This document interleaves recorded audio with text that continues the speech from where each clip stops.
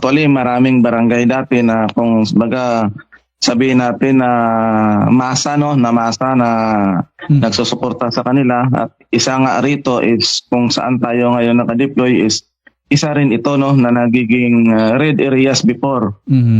At na simula na ito nakuha na ng ating pamalaan na sinimulan ito ng Philippine Army, at saka nang na-clear na ang lugar is ito na nga tayo pinasok na ng ating PNP o yung program ng RPSB para mapatuloy ang nasimula ng AEP na talagang ma-clear ang isang lugar at magbalik loob talaga ang mga mamayan, at ang paniniwala ng publiko is may balik sa ating pamahalaan.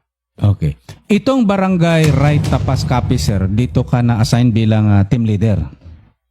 Yes, sir. Isa ito sa tatlong barangay na na-deployan ng RPSB or Revitalized Police sa barangay sa province ng Capiz. So lahat ng deployment ng RPSB o Revitalized Police sa barangay is dito i-deploy sa munisipalidad ng Tapas.